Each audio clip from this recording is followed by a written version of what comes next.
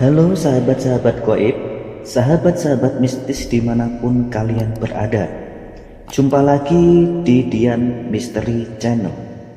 Di channel ini kalian akan mendengarkan cerita-cerita mistis yang nyata.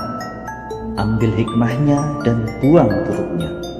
Sebelum cerita dimulai, jangan lupa subscribe, share, like channel ini agar semakin memberi hiburan dan manfaat.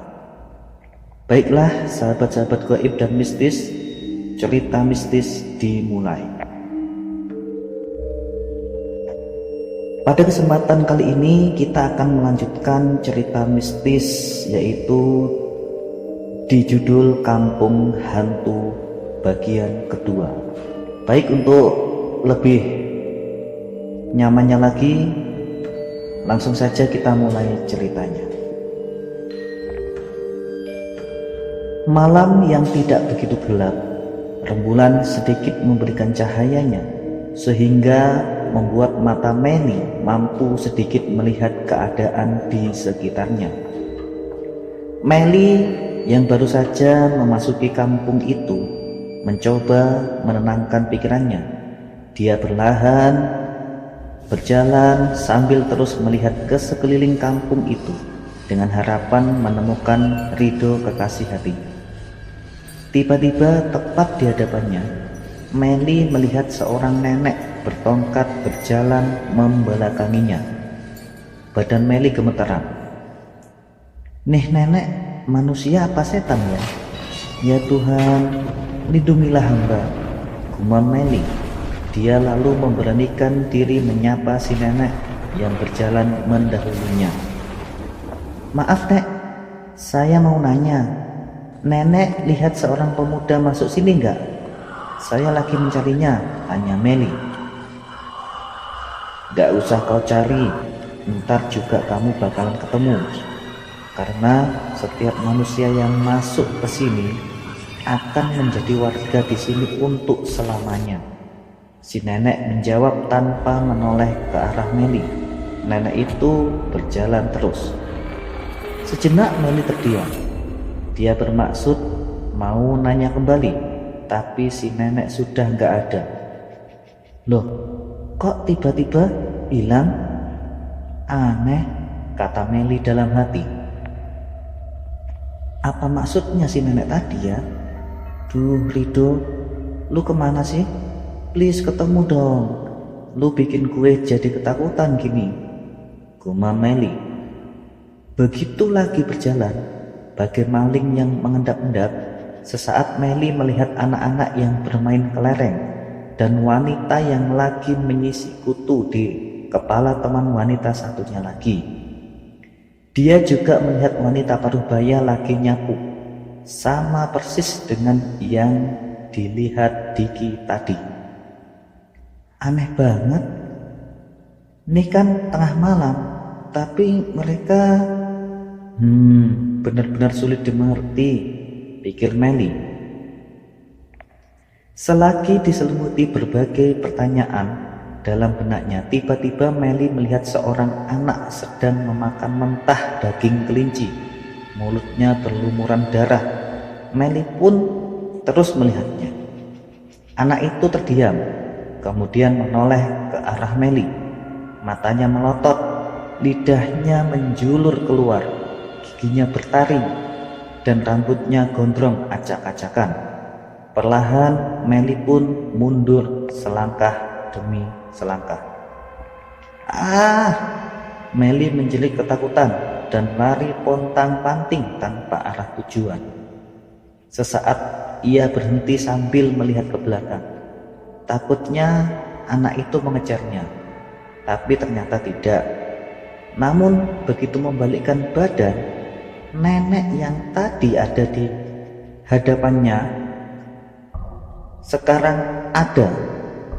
"Nek, tunggu!" Melly pun teriak menghampiri si nenek. Si nenek pun berhenti.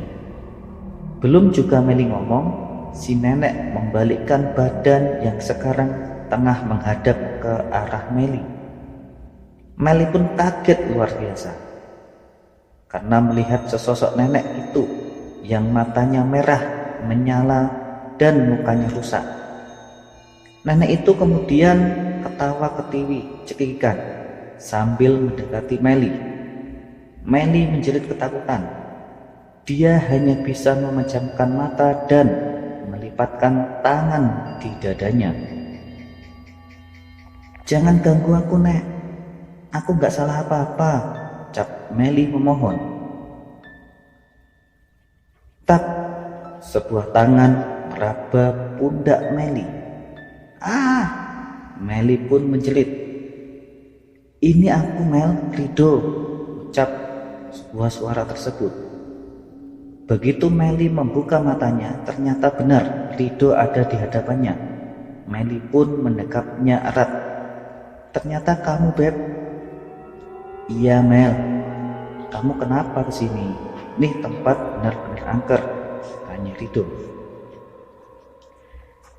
"Aku nyusul kamu. Aku khawatir sama kamu. Lagian kamu pakai masuk ke sini segala sih?" Meli balik bertanya. "Aku juga nggak tahu, Mel. Awalnya aku mimpi. Begitu sadar, aku ada di tempat ini. Aku nggak tahu sama sekali. Maafkan aku membuat kamu takut," jawab Rido. "Ya sudah, kita bahas di luar saja nanti. Yang penting sekarang kita harus keluar dulu dari tempat ini. Nih tempat benar-benar sangat angker. Tempatnya setan," kata Meli. "Iya, Mel." Rido pun memegang tangan Meli dan mereka beranjak pergi mencari jalan keluar. Namun Meli seakan lupa dari arah mana tadi dia masuk. "Terus kita ke arah mana, Mel? Aku masuk sini kan gak sadar. Mungkin kamu lebih tahu," tanya Rido. "Aduh, Beb, kenapa aku lupa ya?" jawab Meli. Mereka pun berhenti sejenak. "Mau kemana kalian?" Tiba-tiba seseorang bertanya dari arah belakang. Serentak Rido dan Meli membalikkan badan. Betapa kagetnya mereka melihat sosok kakek tua dengan kepalanya yang hampir putus dan mukanya hancur sedang berada di hadapan mereka. "Ah!" Rido dan Meli teriak. "Siapa kamu?" Dengan tubuh gemetar, Rido bertanya. Sementara Meli ngumpet di belakang tubuh Rido, merasakan takut yang luar biasa.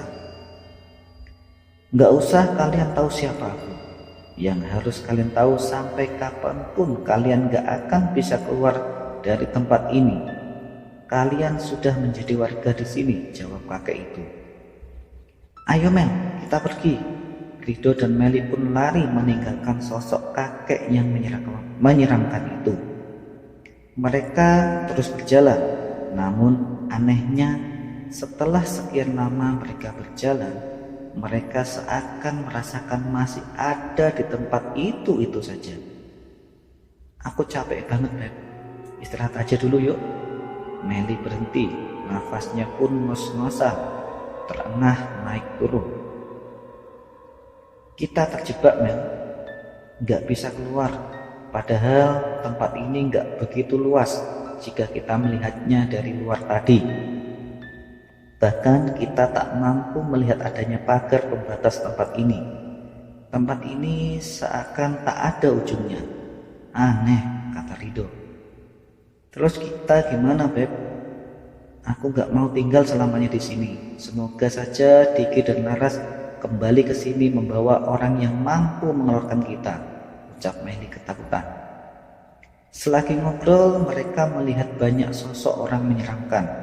Semua keluar dari pintu rumah, berjalan mendekati Rido dan Meli. Ada sosok tubuh tanpa kepala. Ada juga muka kuda berbadan manusia.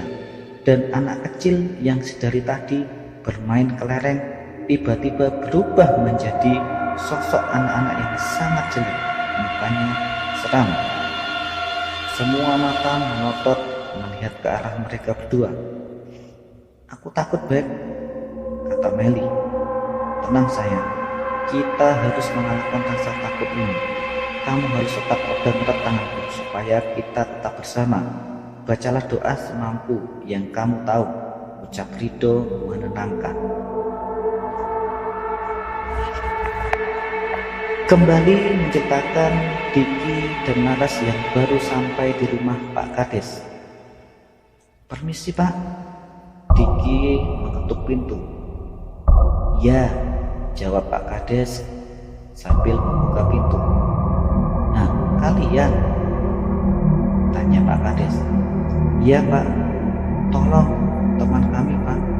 Tanpa basa-basi Diki langsung minta tolong. Memang kenapa dengan teman kalian? Tanya Pak Kades heran. Begini Pak, kedua teman kami masuk ke hutan yang dibatasi pagar itu Pak, jawab Diki. Waduh, Bapak kan sudah peringatkan, jangan masuk tempat itu, kata Pak Kades. Gak tahu Pak, teman kami seakan ada yang menuntun masuk ke sana, jawab Diki. Begini, jalan satu-satunya kalian harus menemui kuncen gunung ini, kata Pak Kades memberi solusi. Di mana Pak tempat kuncen itu? Tanya Diki.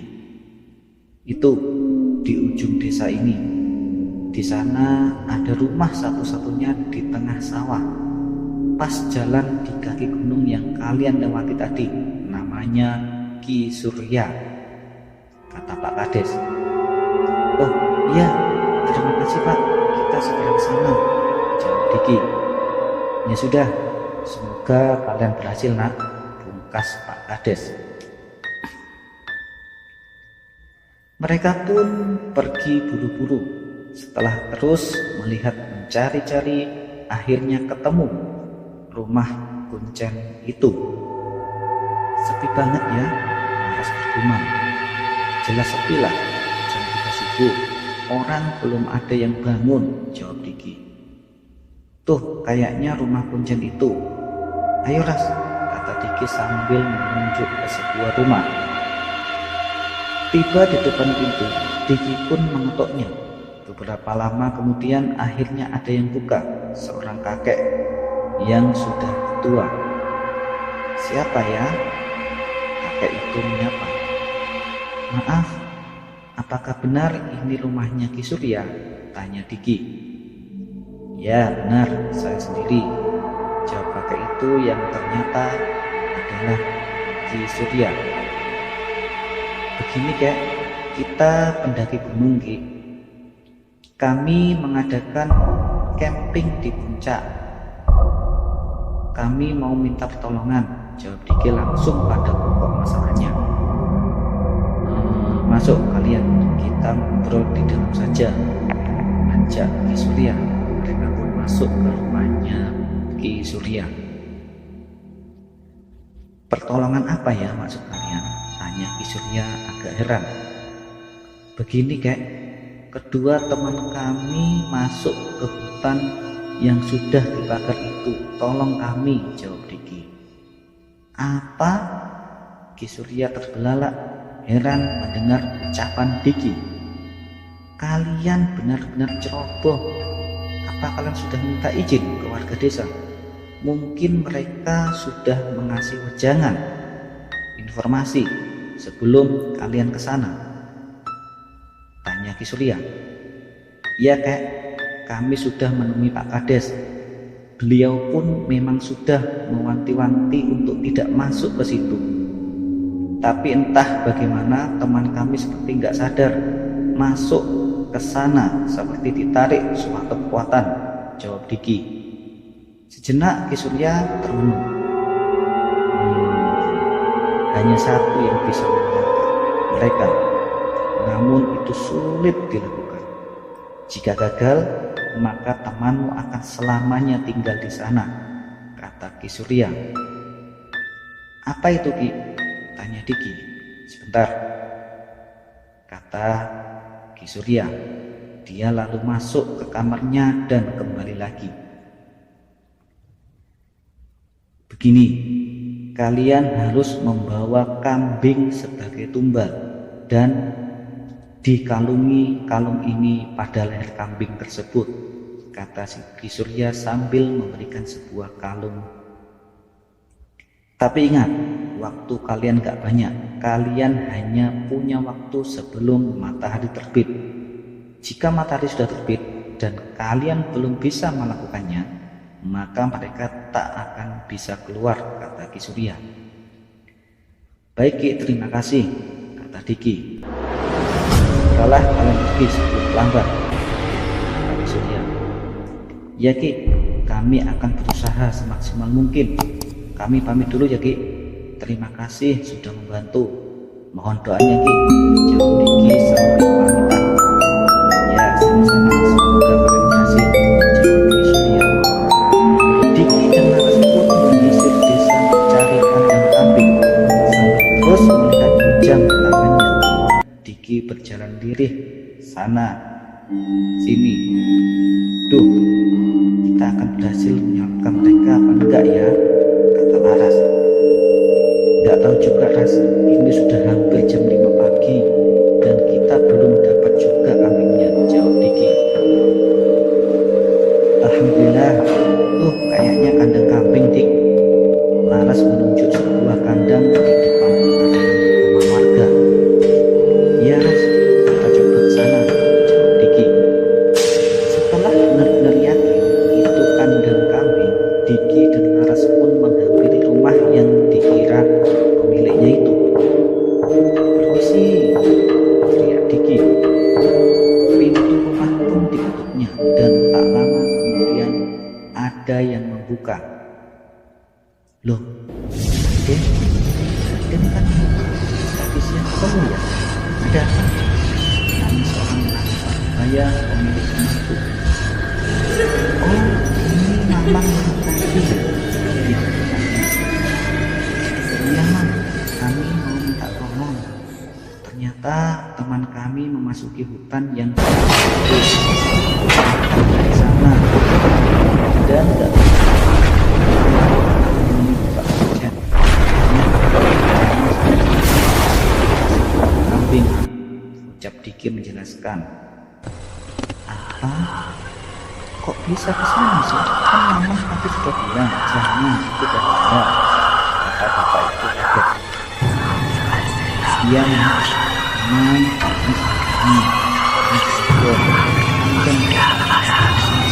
buru-buru.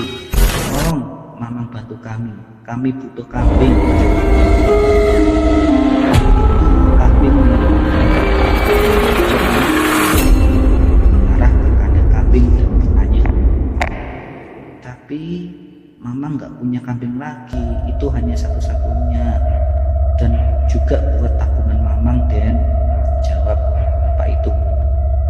Mamang tenang saja, saya akan membeli kambing Mamang seharga 3 kali lipat. Mamang tunggu aja di rumah Pak Kades, mobil saya di sana Mang. Tunggu saya kembali, ntar saya bayar, gimana Mang? Tanya Diki. Ya sudah Den, bawa saja, semoga ada hasilnya, jawab bapak itu.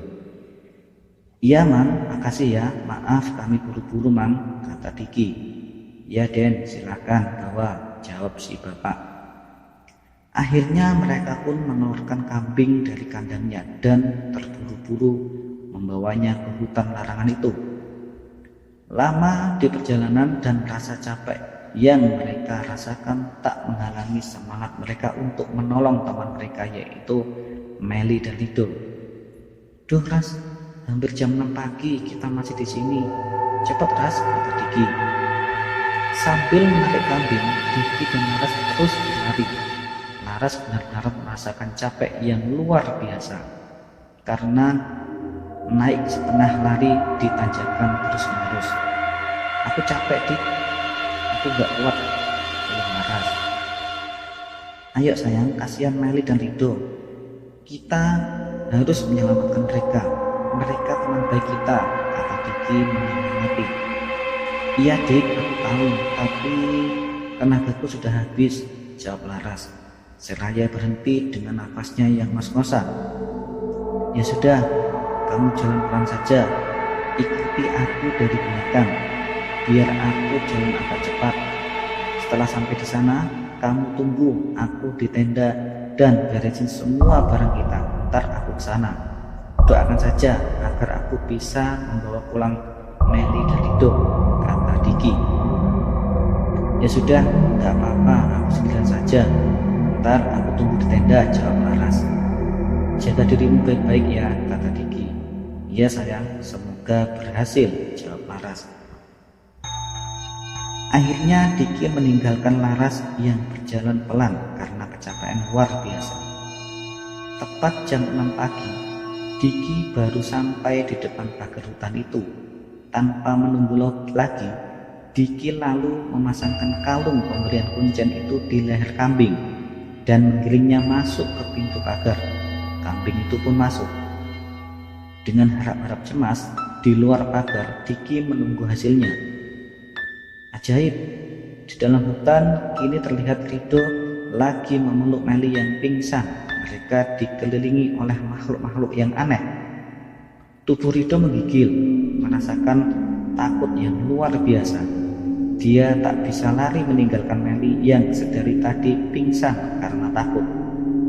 Di sana juga terlihat sosok wanita aneh. Lidahnya menjulur panjang, matanya hampir keluar, rambutnya tak teratur dan mukanya yang rusak. Sosok itu maju mendekati Rido sambil tertawa cekikikan. Kalian akan mati pelan-pelan. Jasadmu akan membusuk di sini dan roh kalian akan menemani kami di sini untuk selamanya, kata sosok yang menyeramkan itu. Wanita itu berkata cempreng tak jelas sambil tertawa. Rido tak bisa berkata apa-apa. Dia hanya merasakan takut yang luar biasa. Tiba-tiba datang seorang kakek yang kepalanya hampir putus dan bermuka hancur. Dia menghampiri Rido sambil membawa daun yang ditekuk berisi darah. Minumlah, kata kakek itu. Gak mau, itu darah. Pergi kalian, jangan ganggu kami, kata Rido. Kakek itu lalu tertawa, memecahkan suasana. Pegang dia, aku akan paksa dia minum ini, kata si kakek. Kemudian puluhan makhluk aneh itu mendekat dan semakin dekat. Rido teriak ketakutan. Berhenti kalian. Tiba-tiba ada yang teriak dari belakang makhluk-makhluk itu. Semua menoleh termasuk Rido. Ternyata yang teriak itu adalah manusia berkepala kambing. Kalian jangan ganggu kedua manusia itu, mereka adalah temanku. Biarkan mereka berdua keluar dari sini dan aku akan menggantinya dengan kambing, kata sosok aneh itu. Sesaat semua berhenti. Tak lama setelahnya semua makhluk aneh tersebut mendekati manusia berkepala kambing itu. Pergi dulu kalian, aku akan kembali setelah kedua manusia ini keluar, aku janji, kata sosok manusia kambing. Sekejap semua makhluk itu pun menghilang. Lalu manusia berkepala kambing itu mendekati Rido. Kamu jangan takut, aku akan menolongmu, ucapnya. Siapa kamu? Rido malah bertanya. Aku datang karena temanmu yang meminta, jawab sosok itu. Sejenak Rido teringat Diki dan Laras. Meli yang pingsan, pipinya ditepuk-tepuk. Bangun sayang, bangun. Dan dengan beberapa kali tepukan, akhirnya Meli sadar dan langsung teriak ketika melihat manusia kambing itu. Wah, pergi, aku takut. Tenang Mel, makhluk ini baik, katanya suruhan teman kita. Mungkin yang menyuruh adalah Diki dan Laras yang melakukannya. Ayo kita pergi, ucap Rido sambil menarik Meli berdiri. Kalian akan aku antar ke pintu pagar. Ayo ikuti aku, kata sosok manusia kambing itu. Meli dan Rido pun mengikutinya. Selagi berjalan, Rido bertanya, maaf, kalau boleh tahu ini tempat apa? Ini tempat pesugihan. Ini tempat membuang tumbal dari orang yang sudah memberikan janji pada setan. Orang musyrik yang ingin cepat kaya, jawab makhluk itu. Makanya kalian ada harapan selamat karena kalian tidak terikat janji. Tapi dalam waktu sehari semalam, jika kalian masih di sini, maka kalian akan selamanya tinggal di sini, sambungnya. Terus kamu siapa? Ridho pun bertanya kembali. Aku adalah makhluk yang selalu bersama Ki Kuncen gunung ini, jawabnya. Oh gitu ya, ucap Ridho.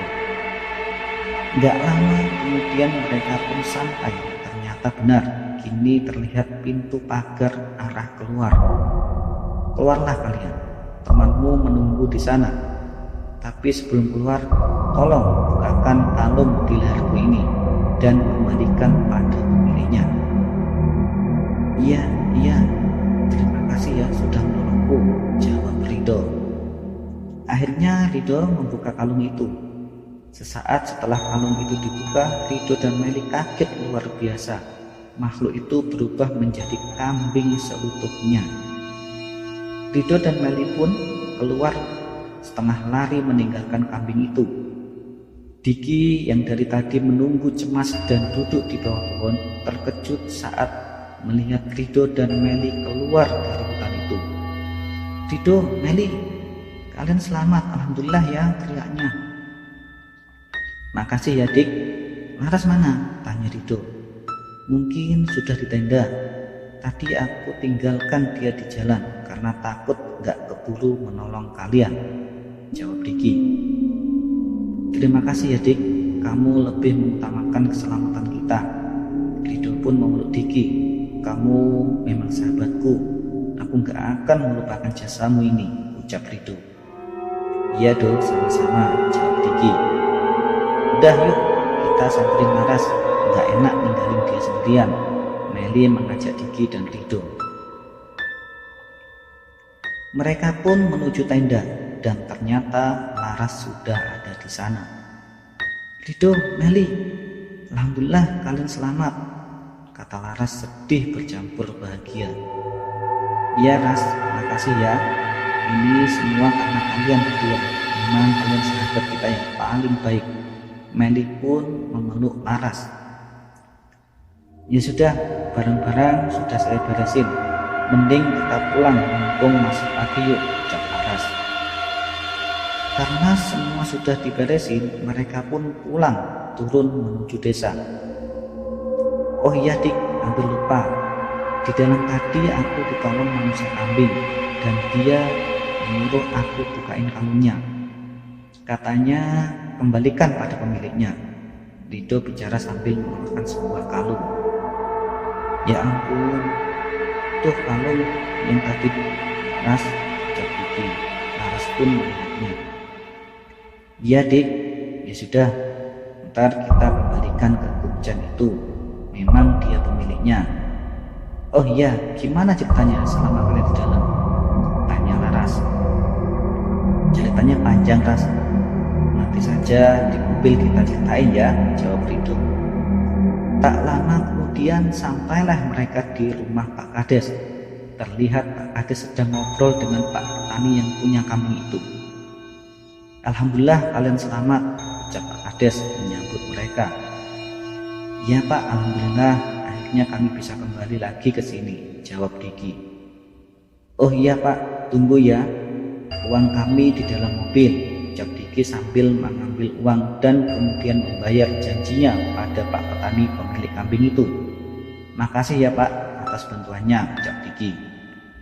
Iya Den, sama-sama, jawab Pak Petani. Selagi istirahat, Diki bicara. Oh iya tuh, antar aku yuk nganterin kalung ini ke rumah Kuncen. Biar Meli sama Laras di sini saja. Oke, yuk kita ke sana. Ridho pun menganggukkan kepala. Mereka pun pamitan untuk mengembalikan kalung itu ke rumah Ki Surya. Sampainya di rumah Ki Surya, Diki dan Ridho pun mengucapkan banyak terima kasih pada Kuncen itu dan memberikan sejumlah uang sebagai rasa terima kasih. Setelah itu mereka pulang kembali menuju Meli dan Laras yang ada di rumah Pak Kades. Setelah berpamitan kepada Pak Kades dan Pak Petani itu, mereka pun kembali pulang ke Jakarta dengan segudang pengalaman yang tak akan pernah bisa mereka lupakan seumur hidupnya. Dan cerita ini pun tamat. Baik, sahabat gaib dan sahabat mistis semuanya, itulah tadi cerita Kampung Hantu bagian 2. Semoga bisa kita ambil hikmahnya, dan hikmahnya adalah bahwasanya kita sebagai makhluk Allah yang paling sempurna, kita dilarang untuk bersekutu dengan jin, setan maupun iblis, karena itu adalah perbuatan yang musyrik dan dilarang oleh ketentuan agama. Baik sahabat-sahabat mistis dan sahabat-sahabat gaib semuanya, tunggu video dari kami selanjutnya, dan jangan lupa subscribe, like, dan share video ini jika memberi manfaat dan hiburan. Terima kasih, sekian dari kami, tunggu video selanjutnya. Sampai